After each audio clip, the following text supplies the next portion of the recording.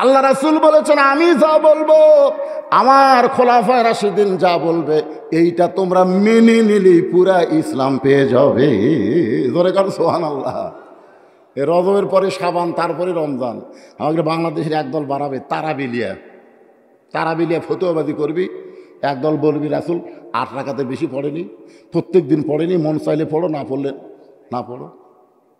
কেউ আবার কেউ 20 রাকাত পড়া লাগবি। আমাকে একজন বলতে যে হুজুর 8 রাকাত আর 20 রাকাত কোনটা ধরবো? আমি কইলাম, তোমাকে গ্রামে কয় মসজিদ? তাই করছে 2টা হুজুর, একটা 8 রাকাতের, একটা 20 রাকাতের। আমি কইলাম, তোমার মনে কোনটা ধরবার চাই? 20 রাকাতই ধর্ম হুজুর। কি জন্যে? 20 রাকাত তারাবি পড়াতে 35 মিনিট লাগে, আর 8 রাকাত পড়তে লাগে 1 ঘন্টা। সুলতান মাহমুদ গজনবীর সুলতান একদিন বললেন, আজকে সকালবেলায় আমার মন খুবই পরিষ্কার, তোমরা যে যা চাবা তাই পাবা। তো প্রধানমন্ত্রী বলতেছে অমুক রাষ্ট্র চাই। সুলতান মাহমুদ বললেন, দিয়ে দিলাম, যাও। আর এক মন্ত্রী বলতেছে আপনার অমুক বিল্ডিং চাই, দিয়ে দিলাম। আর একজন বললো আপনার এতগুলো টাকা চাই, বলে দিয়ে দিলাম। সবাই যা চাই তাই পায়, কিন্তু একটা দাসী, ও কিছুই চায় না। সুলতান মাহমুদ বলে, কে রে পাগলি, তুই কিছুই চাস না কেন? দাসী দৌড়ে এসে বলতেছে, আমি আপনাকেই চাই। এখন বলেন, আপনাকে যদি পাওয়া যায় তাহলে অন্য কিছু দরকার আছে? তাহলে আমরা জান্নাত চাই না আল্লাহ চাই? জোরে বলা লাগবে ভাই, নামাজ আল্লাহর জন্য রে। আমরা জান্নাত চাই না আল্লাহ চাই?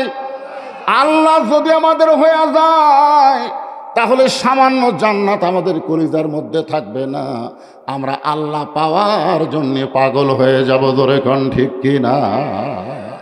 আল্লাহ রাসূল বলেন, আসরের নামাজের পরে আমি আমার জীবনের সবচাইতে গুরুত্বপূর্ণ ওয়াজ শোনাবো। প্রত্যেক দিন সাহাবীরা আসরের নামাজের আজান দিলে ধীরে ধীরে আসতেন, কিন্তু আজকে হযরত বেলাল যখন আজান দিয়েছে, প্রত্যেকটা সাহাবী দৌড়ে দৌড়ে মসজিদের ভিতরে ঢুকতেছে। কারণ যত আগে বসা যাবে তত গুরুত্বপূর্ণ ওয়াজ শোনা এবং বোঝা যায়। আপনার বলতো শ্রোতা সামনে বসার পিছনে বসা দুইটা সমান? সামনে কাতারে নামাজ পড়া আর পিছনে কাতারে নামাজ পড়া দুইটাই সমান? মসজিদের ভিতরে নামাজ পড়া আর বারান্দায় নামাজ পড়া দুইটা সমান? কখনোই সমান নয়।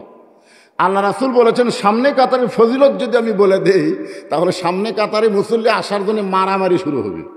এ কথার দ্বারা রাসূল কি বুঝালেন? সামনে কাতারে ফজিলত কম না বেশি? আপনারা কোন কাতারে চান্স নেন? সামনে। অনেক মুসল্লি মসজিদে আগে এসেও মসজিদের ভিতরে ঢোকে না, বাইরে ঘুরঘুর করে। চলো বারে ভিতরে, সামনে দেখা না হুজুর, সালাম ফিরানোর পরে বের হওয়ার উপায় নাই। সব সুন্নতের নিয়ত করে আমরা বাড়াবো কোন দিক দিয়ে, এদিন বারান্দায় নামাজ পড়ি, সালাম ফিরার দৌড় দিই। এরকম কিছু মুসল্লি আছে না নাই? হ্যাঁ। এখন আপনাদের কাছে আমার প্রশ্ন হলো, আসরের নামাজ কয় রাকাত?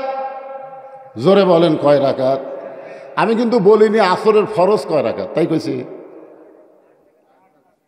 আমি বলেছি আসরের নামাজ কয় রাকাত। আরো জোরে।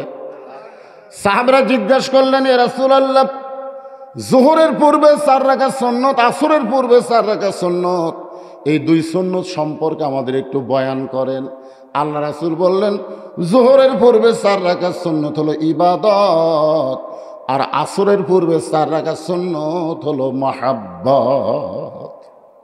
যোহরের পূর্বে যে 4 রাকাত সুন্নত আমরা পড়ি, এই সুন্নত হলো ইবাদত। যেরকম কি? আর আসরের পূর্বে যে 4 রাকাত সুন্নত, এটা হলো মহব্বত। মহব্বত সবাই অর্জন করতে পারবে না। ইবাদত মানুষ করে জান্নাতের আশায়, আর মহব্বত আদায় হয় আল্লাহকে পাওয়ার জন্যে। জোরে কান সুবহানাল্লাহ।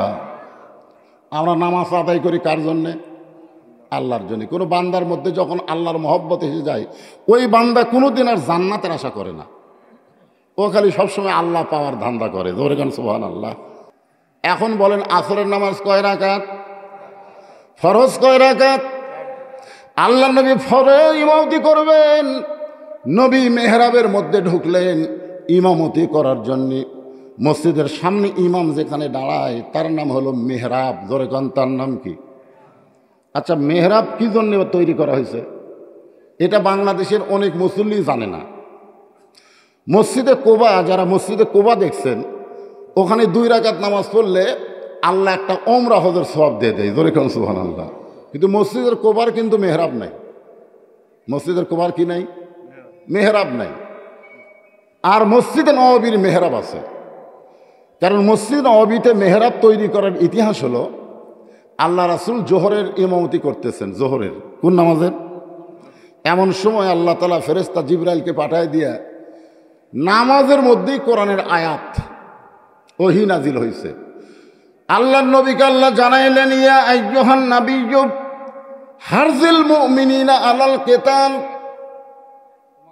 ওগো নবী, যারা আপনার পিছনে দাঁড়িয়ে নামাজ পড়ে কাতারবদ্ধ হয়ে, তাদেরকে শুধু মুসল্লি বানালে হবে না, তাদেরকে আর্মি হিসাবে গড়ে তুলতে হবে। কি হিসাবে?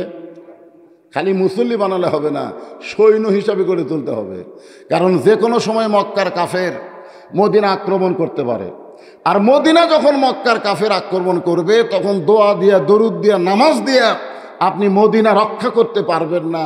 ওই কাফের বেঈমানদের বিরুদ্ধে যুদ্ধ করা লাগবে। জোরে কান সুবহানাল্লাহ। এই আয়াতটা নাজিল হয়েছে নামাজের ভিতরে। তা আল্লাহ রাসূল নামাজ শেষ করে যখন সাহাবীদের সামনে বললেন, সাহাবীরা, আজকে নামাজের মধ্যে একটা আয়াত আল্লাহ নাজিল করলো। সাহাবীরা তো শোনার জন্য পিড়াপিড়ি করলো, হুজুর তাহলে আয়াতটা কি? আল্লাহ রাসূল বললেন, ইয়া আইয়ুহান নাবিয়্যু হারজিল মুমিনিনা আলাল কিতাল।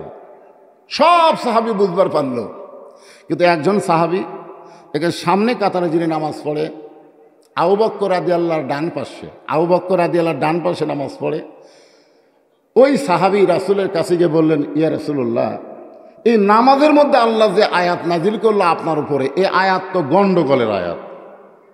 যেরকম কিসের আয়াত? গন্ডগোলের আয়াত। গন্ডগোল মানে কি? বাতিলের সঙ্গে যুদ্ধ করা লাগবে, এ আয়াত আল্লাহ নাজিল করেছে। আর এই টুপিওয়ালা, জুব্বাওয়ালা, পাগড়িওয়ালা বলতেছে এটা না গন্ডগোলের আয়াত। নবী কয়, কিরে, সামনে কাতারে নামাজ পড়ে, এক হাঁটু দাড়ি, মাথায় টুপি, পরনে জুব্বা, আবু বকর রাদিয়াল্লাহু ডান পাশে দাঁড়ায়, এই বলতেছে এটা গন্ডগোলের আয়াত। তাহলে কে? ইসলামী আন্দোলনকে, বাতিলের বিরুদ্ধে লড়াইকে, হক কথা বলাকে যারা গন্ডগোল বলবে, এরা আসলে কে জানার দরকার আছে না নাই? দরকার আছে না নাই? আল্লাহ নবী যখন বললেন এরা কে, কে, সঙ্গে সঙ্গে আল্লাহ পাক জানাইলেন, ওয়ামিনান নাসি মাইয়াকুলু আমান্না বিল্লাহি ওয়া বিল ইয়াউমিল আখিরি ওয়া মা হুম বিমুমিনিন। বিশাল ইজতেমা হয়ে গেল।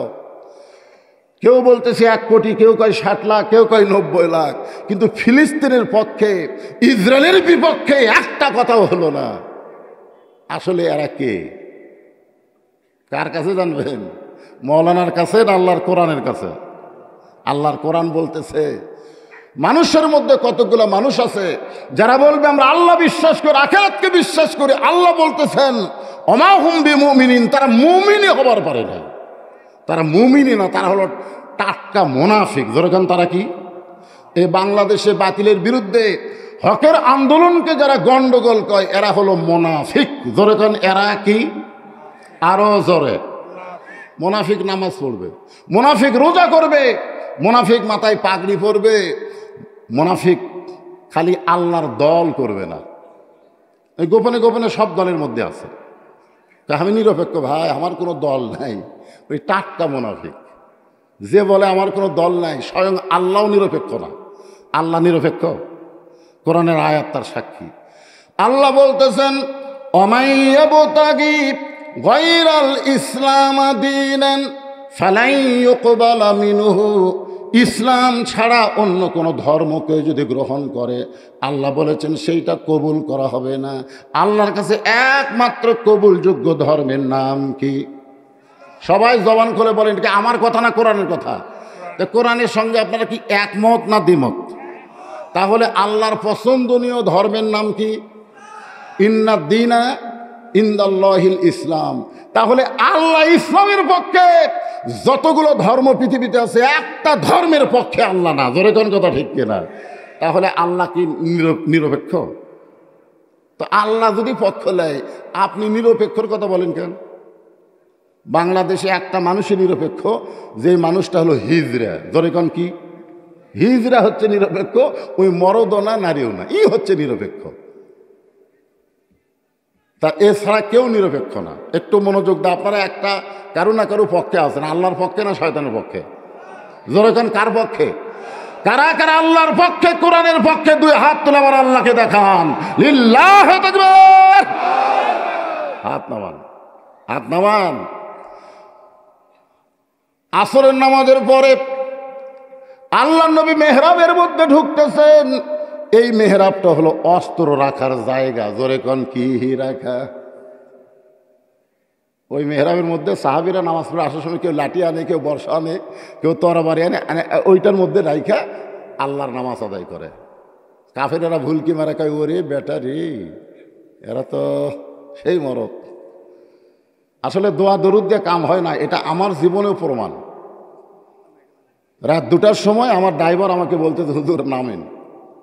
নামার পরে গাড়ি নিয়ে যে গ্যারেজে রাখবে, আমাকে বলে আপনি যান। আমি গেট থেকে বাসার দিকে যে যাচ্ছি, সামান্য কয় হাতের মধ্যে 4টা কুত্তে আমাকে ধরছে। কয় কুত্তে? খালি ঘেউ ঘেউ করে, আমার জুব্বাত কামড় মারবার চাই। আমি দোয়া ইনুস পড়ি, কুত্তা লড়ে না। আয়াতুল কুরসি পড়ি, কুত্তা সরে না। ইন্নাহুম ইয়াকিদুনা কায়দা ওয়া আকিদু কায়দা, কুত্তা খেদানার আয়াত পড়ি, তাও কুত্তা মনে হয় দৌড়ে এসে আমাকে ধরে। আমি বললাম, এত দোয়া দরুদ দিয়ে কুত্তা লড়ে না, কি করি? তখন আমার ইমান বলতে, হুজুর তোমার মুখত খালি দোয়া আছে, হাতত লাঠি নেই। লাঠি থাকলে দোয়া লাগতো না, এক কুত্তার পাশাত বাড়ি মারলে বাকি 3টা এমনি দৌড় মারতো। তোর এখন কথা ঠিক না? আজকে মুসলমানের মুখত দোয়া আছে, কিন্তু বাতিলের বিরুদ্ধে লাঠি নাই। খালি দোয়া রোয়া শুনবেন, দোয়ায় 6 লাভ বাংলাদেশ, কাম হচ্ছে না। আজকে লাইলাতুল মেরাজে আমাদেরকে জানতে হবে কোন দোয়ার জন্য রাসূল এসেছিলেন এবং আমাদেরকে কি শিক্ষা দিয়েছেন, জানার দরকার আছে না নাই? দরকার আছে না নাই? আসরের নামাজ শেষ করে আল্লাহর নবী জীবনের সবচাইতে গুরুত্বপূর্ণ ওয়াজ শোনানোর জন্য মেহরাবের মধ্যে ঢুকলেন। মেহরাবের ভিতর থেকে একটা থলিয়া বের করলেন। থলিয়া মানে ব্যাগ। থলিয়া মানে কি? ওই ব্যাগের ভিতর থেকে একটা জিনিস নবী টেনে টেনে বের করতেছেন।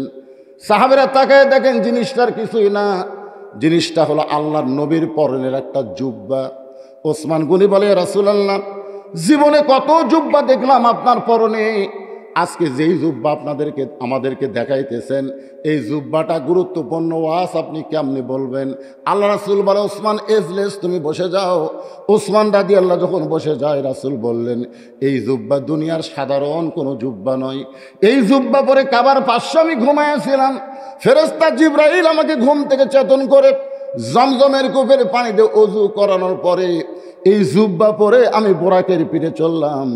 এই জুব্বা পরে বাইতুল মুকাদ্দাসে আমি 2 রাকাত নামাজের ইমামতি করলাম। বাইতুল মুকাদ্দাস বোঝেন আপনারা? সুবহানাল্লাহ তো বলেন। এখন ইহুদিরা জুতা পাও দেয় বাইতুল মুকাদ্দাসের মধ্যে ঘুরতেছে। আজকে অনেক জুম্মা হয়ে গেল, ফিলিস্তিনের মুসলমানেরা বাইতুল মুকাদ্দাসে জুমার নামাজ পড়তে পারতেছে না। জোরে কোন কথা ঠিক কিনা ভাইজান? বাংলাদেশে বসে আছেন, ফিলিস্তিনে কি হচ্ছে আমাদের টেনশন নাই। রাসূল বলেছেন, কুল্লু মুসলিমুন ইখওয়া, প্রত্যেকটা মুসলমান ভাই ভাই। আপনার দেহের কোনো জায়গায় যদি মশা কামড় দেয়, আপনি বুঝবার পারেন না? এজোর এখন পারেন কি পারেন না? পায়ের গোড়াত মশায় কামড় দিলে আপনি চমকে ওঠেন কেন? পৃথিবীর যেখানেই মুসলমান আছে, একটা দেহের মতো আমরা। পৃথিবীর কোনো জায়গায় মুসলমানকে হত্যা করলে কোনো মুসলমান চুপ থাকতে পারে না। অন্তত ফিলিস্তিনের মুসলমানের পক্ষে থাকার কারণে ইসরায়েলের পণ্য বয়কট করতে বাধ্য হবে। জোরে কোন কথা ঠিক কিনা? এই কয়েকদিন আগে ভারত 400 বছরের পুরাতন বাবরি মসজিদ ভাঙ্গা ওই জায়গায় রাম মন্দির তৈরি করলো। কি ভারতে কি মন্দির বানানোর জায়গা নাই? আপনারা বলেন তো, ভারতে কি মন্দির বানানোর জায়গা নাই? তাহলে মন্দির বানানোর জায়গা থাকলে মসজিদ ভাঙ্গে ওই জায়গায় মন্দির বানালো কেন? কি জন্য বানালো? তাহলে ভারত মসজিদ ভাঙ্গে মন্দির বানালো, আর আপনি সে ভারতের বিপক্ষে কিছুই বলবেন না? মুসলমানের বাচ্চা হলে আপনার ঘরে ভারতের কোনো চ্যানেল চলতে দেওয়া যাবে না। ধরে কোন কথাটি কথা কন না কেন? যে মেয়েরা আমার ওয়াজ শোনার জন্য বসে আছে, আসতে একজন কয় হুজুর পর্দালে ওয়াজ করে, মানে পর্দা মানে ফাতেমার ওয়াজ কর লিখবি, ওরা শুনবি, ফাতেমার ওয়াজ শুনবি আর স্টার জলসা জি বাংলা দেখবি। ইয়ার কি মারতিছে? এই ইয়ার কি আল্লাহ পছন্দ করে না? জোরে কোন কথা কন না কেন?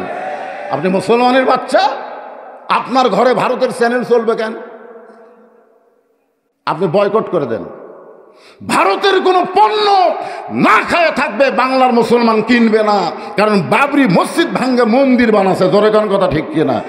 এটা হলো মুসলমানের ইমান, এটাই হলো ইমান। ভারত যে মালগুলা বাংলাদেশ সাপ্লাই করে, ডেরি মিল, ছোট বাচ্চা করে খিলাচ্ছেন, খিলেন, কিছুদিন পরে দেখবেন ভাত খাবি না, মোবাইল দেখা ছাড়া। জোরে কোন কথা ঠিক কিনা? কারণ ওটা খিলাবেন আর রুচি কমে যাবি। তো রুচি কমে গেলে খাবার দিলে খালি কান্দে, খালি কান্দে, তখন মোবাইল চালু করে দেয়। শয়তান কয়ে যাক, আসল জিনিস চালু করছে, এবার ওর ভিতরে চালু হয়ে গেছে। আমাদের বাংলাদেশের সন্তানেরা মোবাইল না দেখে ভাত খায় না। আর ফিলিস্তিনের মা বলতেছে, আমার সন্তান জন্ম নেওয়ার পরে আমি বাইতুল মুকাদ্দাসের বারান্দায় গিয়ে বলে, আল্লাহ আমি কোনো সন্তান জন্ম দেইনি, আমি একটা মুজাহিদের জন্ম দিয়েছি। ধরে কোন সুবহানাল্লাহ। মুজাহিদের জন্ম দিছে, এজন্য 19,000 এ পর্যন্ত 19,000 শিশু বাচ্চাকে ইসরায়েলের ইহুদিরা হত্যা করছে। গোটা পৃথিবী খুঁজে দেখেন, ইহুদি মাত্র 90 লাখ। গোটা পৃথিবীতে ইহুদি মাত্র 90 লাখ, আর গোটা পৃথিবীতে মুসলমান হলো 215 কোটি। 215 কোটি এখন হিসার হিসাব।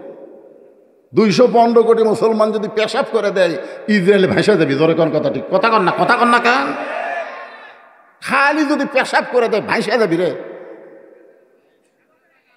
আর আজকে মুসলমানেরা আমরা কি করতেছি ভাইজান?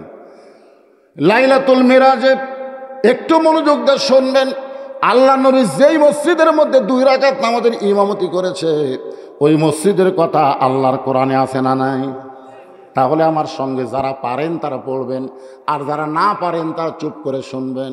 কারণ যখন কোনো কারি কোরআন পড়ে, পড়বার না পারলে চুপ করে শোনার কথা আছে না নাই?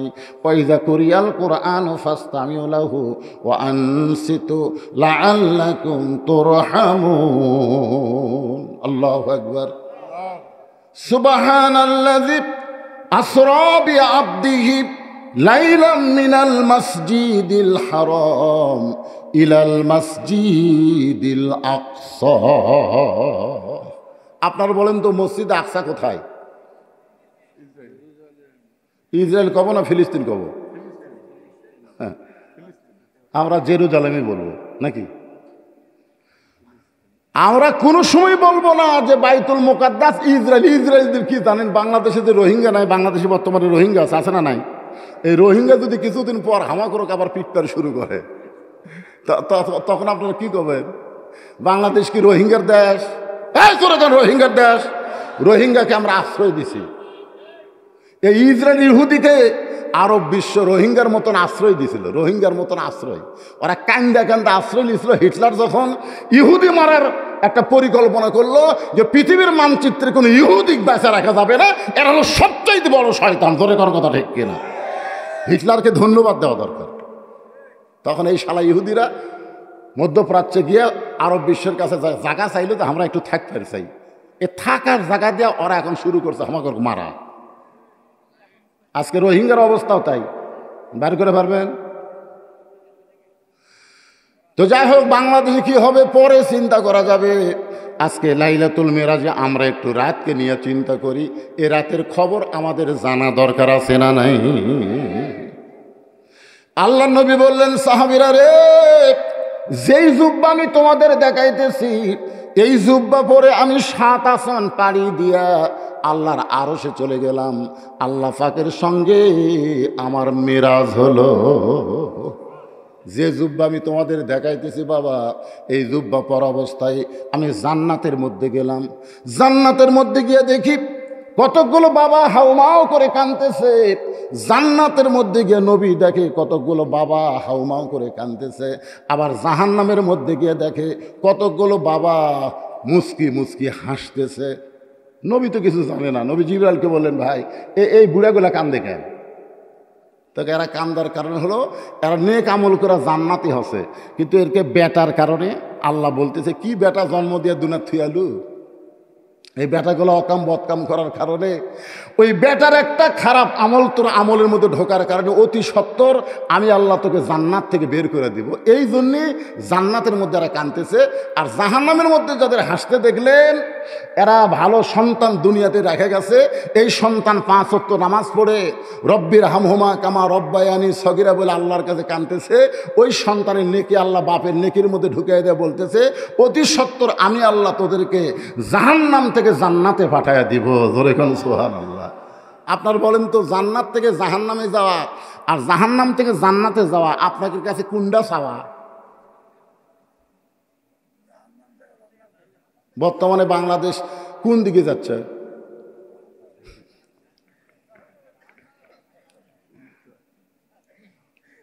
দেশাইল কলিকাল ভেড়া চাটে বাঘের গাল, আসল কথা বললে হুজুর মৌলবাদী রে, আসল কথা বললে হুজুর ধরা পড়বি রে। এখন কথা ঠিক কিনা? দেশাইল কলিকাল ভেড়া চাটে বাঘের গাল, ভেড়া চাটে বাঘের গাল, ভেড়া ভেড়া ভেড়া বাঘের গাল চাটতিছে, বাঘ খালি ঘুম পাড়তিছে। বাঘের গাল কে চাটতিছে? ভেড়া। ভারত হলো ভেড়া, আমরা হলাম বাঘ। তোর এখন কথা ঠিক না? ভেড়া গাল চাটতিছে আর বাঘ ঘুম পাড়তিছে। আসল কথা বললে হুজুর ধরা পড়বি রে। কোরআনের হক কথা যেভাবেই হোক বলা লাগবেই। যেরকম কথা ঠিক না? যদি বক্তা না বলে সেই বক্তাকে আল্লাহ জাহান্নাম দিবি। যে মানুষ তোরে রাত জায়গা শুনলো, তুই জনগণের কাছে কি মেসেজ দিলি? হ্যাঁ, আল্লাহর কোরআন সামনে নিয়ে জনগণকে হবার মায়ের কিচ্ছা শোনালি? এই কোরআন কোন ঘুমন্ত জাতির কিতাব না, কোরআন হলো ঘুমন্ত মানুষকে জাগায় দিবে। জোরে কোন কথা ঠিক? অনুনাজ্জিলু মিনাল কুরআনি মা হুয়া শিফাউ ওয়া রাহমাতুল লিল মুমিনিন। আল্লাহ নবী বললেন আমি লাইলাতুল মেরাজ পাড়ি দিয়ে দুনিয়াতে আসলাম। দুনিয়াতে আসার পরে এই জুব্বাটা আমি যত্ন করে রাইখা দিলাম। এই জুব্বাটা অত্যন্ত পাওয়ারফুল একটা জুব্বা, যেই জুব্বা পর অবস্থায় আল্লাহর সঙ্গে আমার দেখা হয়েছে। ধরে গান সুবহানাল্লাহ।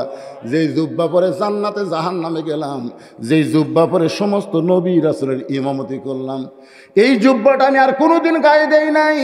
এইটা যত্ন করে রাইখা দিয়েছি। আমি নবী বলতেছি আমি আর বেশি দিন দুনিয়াতে থাকবো না, আমি আর বেশি দিন দুনিয়াতে থাকবো। মরে গেছে এটা আবার মনে করেন না, দুনিয়াতে থাকবো না। কতগুলো বেয়াদব নবীর শানে মৃত্যু কয়।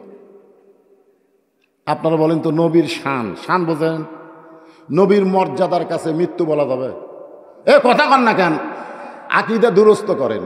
নবীর শানে মৃত্যু বলা যাবে না। আল্লাহ রাস্তায় যারা জীবন দিছে তাদেরকে আল্লাহ মৃত্যু বলা নিষেধ করেছে। কোরআনে আছে না নাই? আল্লাহ কোরআনে বলেন ওয়ালা তাকুলু লিমান ইউকতালু ফি সাবিলিল্লাহি আমওয়াতুন বাল আহইয়াউ ওয়ালাকিন লা তাশউরুন। আল্লাহ রাস্তায় যারা জীবন দিল, আল্লাহ বলতেছে তাদেরকে মৃত্যু বলো না, আমি আল্লাহ বলতেছি তারা জীবিত। তাহলে আল্লাহ রাস্তায় যারা জীবন দেয় তাদেরকে যদি মরা বলতে আল্লাহ নিষেধ করে, তাহলে নবীর শানে মরা বলা যাবে? তাহলে আমার সঙ্গে সকলে বলবেন ইসলামের আলো জ্বলায়া দিয়া নবী ঘুমায়া আসেন সোনার মদিনায়। আপনারা কেউ বলতে পারবেন যে ময়রা আসেন সোনার মদিনায়? পারবেন? বাংলাদেশে এক শয়তান কছে নবী ময়রা নাকি পচে আছে। ইউটিউব খুঁজলে দেখবেন এইরকম বক্তাও বাংলাদেশ আছে। ইসলামের পতাকা উড়ায়া দিয়া নবী শুইয়া আসেন সোনার মদিনায়। আল্লাহর নবী বললেন, আর দুনিয়াতে আমি বেশি দিন থাকবো না, আমি চলে যাব। এত দামি জুব্বা নিয়ে আমি যাব না, এই জুব্বা আমি তোমাদের মধ্যে কাউরে না কাউরে দিয়া যাব। সরলা করে ঘর, এই দামি জুব্বা নিয়ে আমি যাব না, এই জুব্বা তোমাদের মধ্যে কাউরে না কাউরে দিয়া যাব। প্রত্যেকটা সাহাবী জুব্বার দিকে একবার তাকায় আর নিজের দিকে একবার তাকায়, কারণ নবী কোনো সাহাবীর নাম বলে নাই, শুধু বলেছে তোমাদের মধ্যে কাউকে না কাউকে আমি দিয়া যাব। এক জুব্বা নবী কোন সাহাবীকে দিবে? জুব্বার দিকে তাকায় আর নিজের দিকে তাকায়।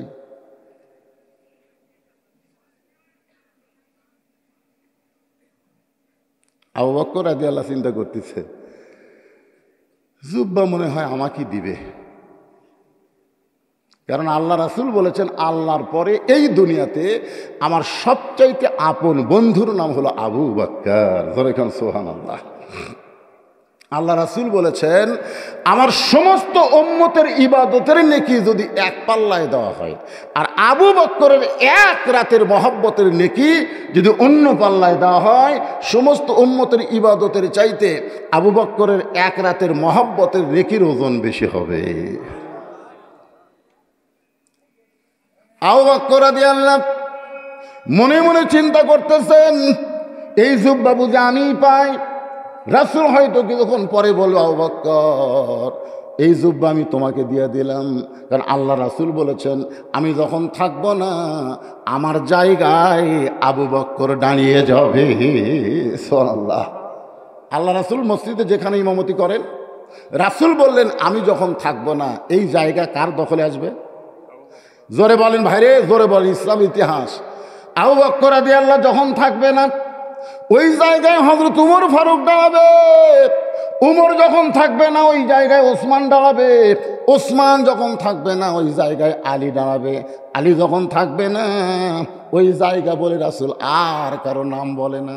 সাহাবের বলে হুজুর হযরত আলী যখন থাকবে না ওই জায়গায় কে দাঁড়াবে? রাসূল বললেন মা ইয়ান্তিকু আনিল হাওয়া ইন হুয়া ইল্লা ওয়াহু ইউহা।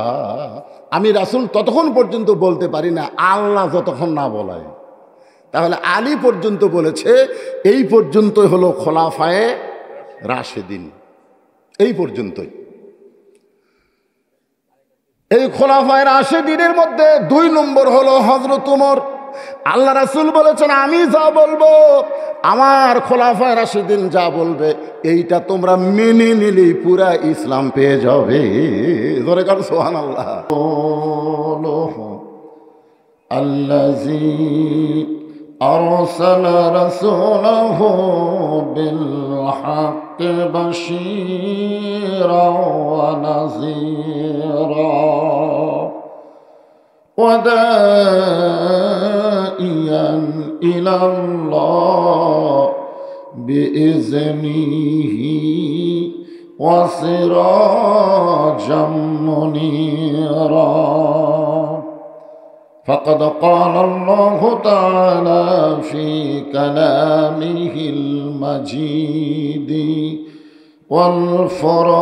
والفرقان الحميد। জবান খুলে সকলে পড়েন আউযু বিল্লাহি মিনাশ শাইতানির রাজিম। বিসমিল্লাহির রহমানির রহিম। কুল ইন্না সালাতি ওয়া নুসুখি ওয়া মাহইয়ায়া ওয়া মামাতি লিল্লাহি রাব্বিল আলামিন। ইন্নাল্লাহা ওয়া মালাইকাতাহু ইসাল্লুনা আলান নবী يا أيها الذين آمنوا صلوا عليه وسلموا تسليما اللهم صل على محمد وعلى آل محمد كما صليت على إبراهيم وعلى آل إبراهيم إنك حميد مجيد اللهم بارك على محمد وعلى آل محمد كما باركت على إبراهيم وعلى آل إبراهيم إنك حميد مجيد তোর পাহাড়ের ধুলি লাগিয়া মুসা নবীর সম্মান বেড়ে যায় তোর পাহাড়ের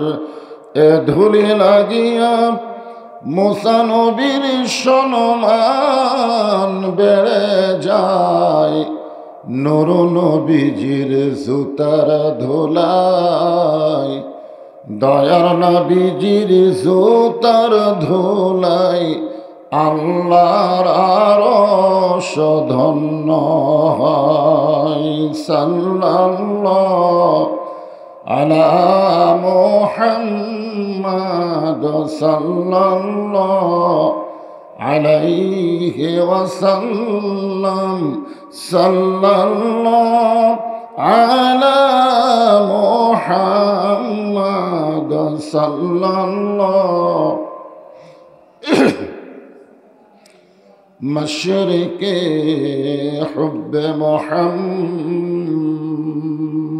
সকলে বলি সাল্লাল্লাহু আলাইহি ওয়াসাল্লাম मतलाए दीवानी माँ मतलाए खुर्शीद इश्कास सीनाए सुजानी माँ बलागल उला बिकमालिही कशाफत दुजा बिजमालिही حسنت جميع خصاله صلوا عليه وآله اللهم آمين জান্নাতের বাগান থেকে জান্নাতি মানুষদেরকে নিয়ে আমি গুনাহগার তোমার রহমতের দরজায় দুখানা হাত তুলেছি আল্লাহ হাসরের ময়দানে জাব্বার আর কাহার নামে রূপ নিয়া তুমি যখন বিচার শুরু করবে তোমার সামনে দাঁড়ায়া সমস্ত নবীরা নাফসি নাফসি বলে কাঁদতে থাকবে এমন কঠিন অবস্থা হাসরে হবে সেদিন সমস্ত নবী তার উম্মতকে ভুলে যাবে শুধু বলবে আল্লাহ আমার কি হবে আমার কি হবে একমাত্র দরদি নবী শাফাতের কান্ডারি ইয়া রব্বি হাবলি উম্মতি বলে সেজদায় পড়ে যাবে সেই কঠিন মুসিবতের সময় আজকের এই মাহফিলকে ওসিলা করে আমাদের সবাইকে রাসূলের উম্মতের কাতারে আল্লাহ কবুল করে নিও সুবহান রাব্বিকা রাব্বিল ইজ্জাতি আম্মা ইয়াসিফুন ওয়া সালামুন আলাল মুরসালিন والحمد لله رب العالمين لا إله إلا الله ইকো বন্ধ করে দাও ইকো লা ইলাহা ইল্লাল্লাহ চাঁদ সূরজার গ্রহ তারা আল্লাহ নামের পাগল পারা, চাঁদ সূরজার গ্রহ তারা আল্লাহ নামের পাগল পারা। আমার আল্লাহ নামের এতই দয়া, আল্লাহ নামের এতই মায়া, লুকিয়ে রাখছেন হে আল্লাহ জোরে লা ইলাহা ইল্লাল্লাহ, লা ইলাহা ইল্লাল্লাহ, ইল্লাল্লাহ ইল্লাল্লাহ ইল্লাল্লাহ, লা ইলাহা ইল্লাল্লাহ, লা ইলাহা, লা ইলাহা ইল্লাল্লাহ মুহাম্মাদুর রাসূলুল্লাহ।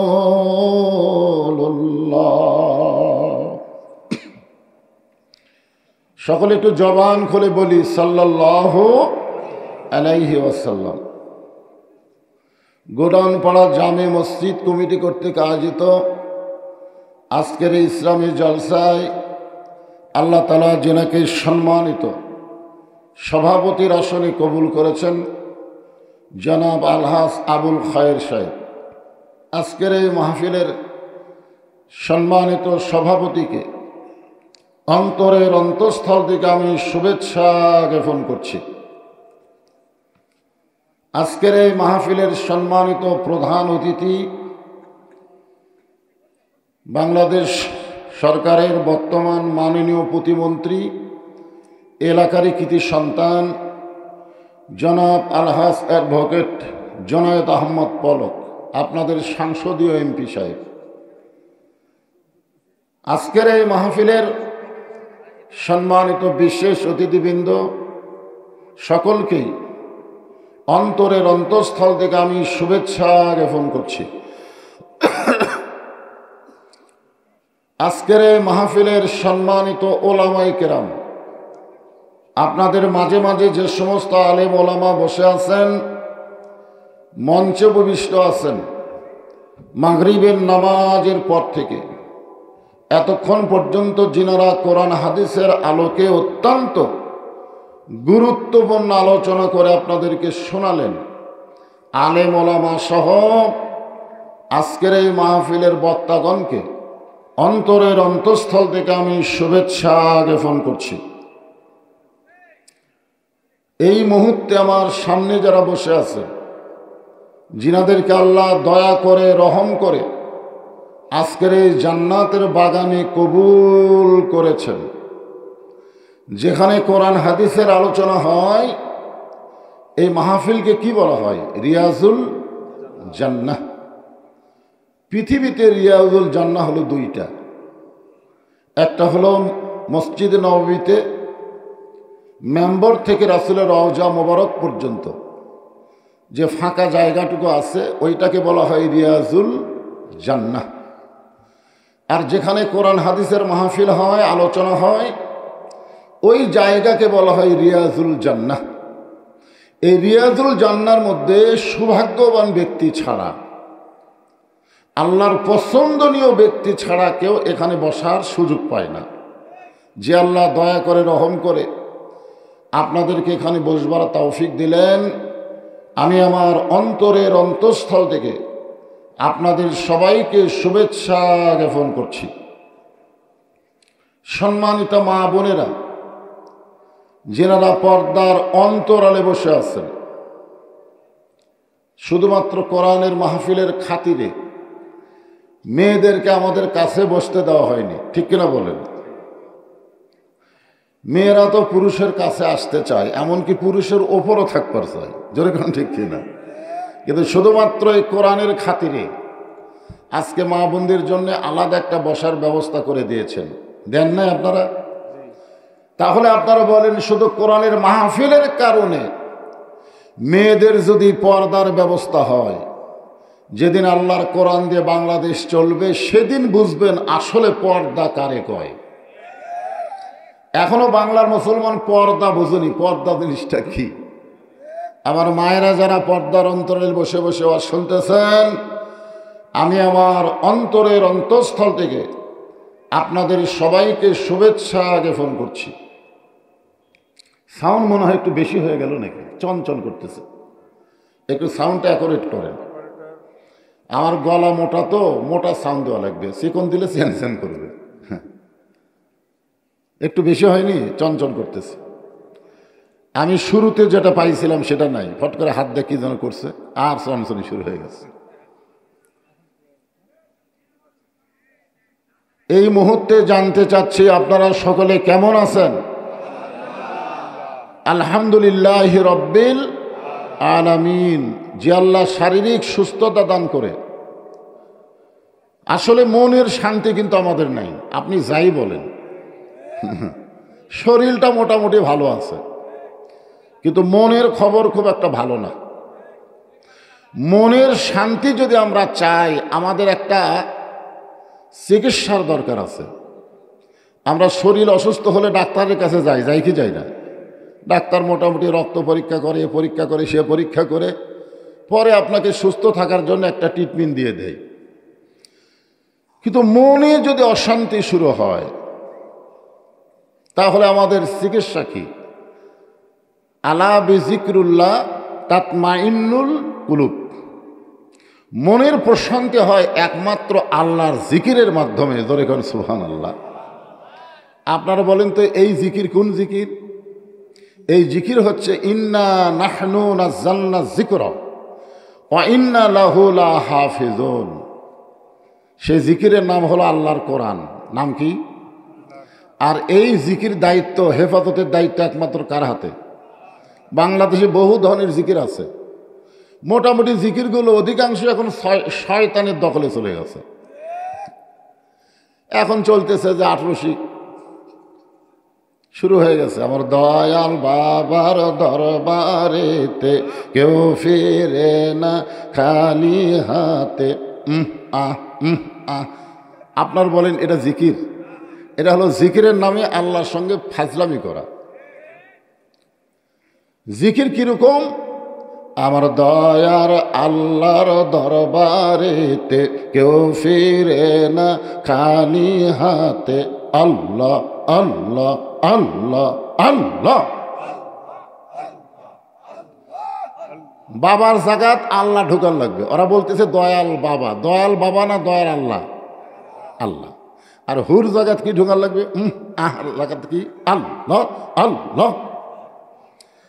আজকে এই জিকিরের কারণে আপনাদের অন্তরের মধ্যে, মনের মধ্যে আল্লাহ প্রশান্তি ঢেলে দিবে। ধরে কোন সুবহানাল্লাহ। শারীরিক এবং মানসিক শান্তি পাওয়ার নিয়তে যারা আজকের এই জান্নাতের বাগানে বসেছেন, আল্লাহ বসার তৌফিক দিয়েছেন, আপনারা খুশি না বেজার? তাহলে জবান খোলে, এই পিছনে যারা দাঁড়ায় আছেন বসেন, বসেন, বসেন। দাঁড়ায় থাকার কোনো সুযোগ নাই, বসেন। না, আগে আসা লাগবে না, পিছনে জায়গা আছে। কিসের জায়গা হচ্ছে না? হ্যাঁ, জায়গা দিবে করে, অসুবিধা কি? আপনারা তো মোটামুটি চাপাই বসেছেন নাকি? যদি কারো সামনে ফাঁকা থাকে। 18 কোটি মানুষের দেশ হলো বাংলাদেশ। এত ছোট দেশ, বিশ্ব মানচিত্রে দেখাই যায় না। একটা আঙ্গুল রাখলে আর বাংলাদেশ নাই। তারই মধ্যে 18 কোটি মুসলমান মানুষ। এরপরেও রোহিঙ্গারা ঢুকেছে, আবার সৈন্যগুলোও ঢুকতেছে। জোরে কোন ঠিক কিনা? তাহলে যারা এখানে আসতেছে এরা কি রোহিঙ্গা? এরা হামাকেরি ভাই। ওদের জায়গা দেওয়ার জন্য একটু চেপে চেপে শীতের রাত আল্লাহর হস্তে বসেন। তাহলে সকলে জবান খুলে বলেন, রব্বানা লাকাল হামদ হামদান কাসীরান তাইয়িবান মুবারাকান ফিহি। আমি পবিত্র কালামুল্লাহ শরীফ থেকে একটা আয়াত তেলাওয়াত করছি, ছোট্ট আয়াতের অংশ। কারণ মসজিদ কমিটি কর্তৃক আয়োজিত যখন মাহফিল হয়, তখন আমাদের বুঝতে হবে মসজিদ কিসের জন্যে। জোরে কাল, আমরা মসজিদ কি জন্যে? বর্তমান প্রধানমন্ত্রী 564টা মসজিদ বানা দিছে, নাম হয়েছে মডেল মসজিদ। জোরে কাল, কি মসজিদ? আচ্ছা, মডেল মসজিদ খালি চেহারাই হলে হবে না মুসল্লিও হওয়া লাগবে? ঢপে ভালো আছে কিন্তু মুসল্লি নাই। তো মসজিদের উন্নয়ন মানে মুসল্লি কালেকশন। আর আমরা মনে করি বিদেশি টাইলস মাইস দিয়ে মসজিদ বানায় দিব, 5 ওয়াক্ত নামাজে মুসল্লি হোক বা না হোক জুম্মার দিনে আমরা ভরে যাব। এই জন্যই মনে হয় মসজিদ তৈরি করা হয় নাকি? এই জন্যে হয়। তো মসজিদের উদ্যোগে যখন মাহফিল, তখন এই আয়াতটা আমি তেলাওয়াত করলাম। আর এই মাসটা হলো রজব মাস। আজকের রাত হলো নামাজের রাত। জোরে কোন সুবহানাল্লাহ। নামাজ পড়ার রাত না, নামাজ পাওয়ার রাত। অনেকে আমাকে বলে, হুজুর লাইলাতুল মেরাজের আমল কি? লাইলাতুল মেরাজের আমল কি? মেয়েরা বলে বেশিরভাগ যে রোজা কয়টা রাখা লাগবে, রোজা কয়টা রাখা লাগবে, মেরাজের রোজা কয়টা? মেয়েদের মধ্যে থেকে বলা হয় বেশিরভাগ। আজকে রাত্রে কয় রাকাত নামাজ পড়া লাগবে? এইরকম বহু প্রশ্ন আমাদের মতন মাওলানাদের কাছে মানুষ করে। আগেকার লোকেরা মেরাজের রাতও পালন করতো, যেরকম ঠিক কিনা। কিন্তু বর্তমান মাওলানা বেশি হয়ে অনেক মাওলানাই বলতেছে মেরাজের রাতে কোনো আমল নাই, কোনো আমল নাই, কোনো আমল করা যাবে না। রাসূল করেনি, সাহাবীরা করেনি, খামাখা আমরা করবার যায়, বেদাতের মধ্যে পড়া যাবে। আর বেদাত হলো গোমরাহি, গোমরাহি মানুষকে কুফুরির দিকে নিয়ে যায়। যেরকম নাউজুবিল্লাহ। এই জন্যে কোনো নামাজ নাই। কিন্তু এই লাইলাতুল মেরাজ হলো নামাজ পাওয়ার রাত। যেরকম সুবহানাল্লাহ। হ্যাঁ, এই নামাজটা আমরা আদায় করব কার জন্যে? নিজের জন্যে না আল্লাহর জন্যে?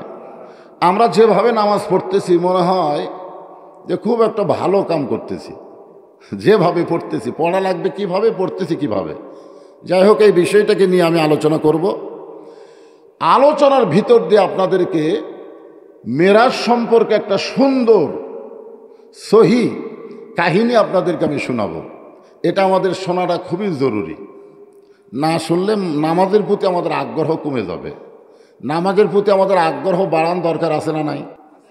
বর্তমান সরকার মসজিদ বানায়া আমাদের কিন্তু আগ্রহ বাড়েনি। কারণ মসজিদের কাছে গেলেই দেখা যায় গরিব হালত। এত বড় মডেল মসজিদ, এক কাতারই মুসল্লি হয় না। যেরকম ঠিক কিনা?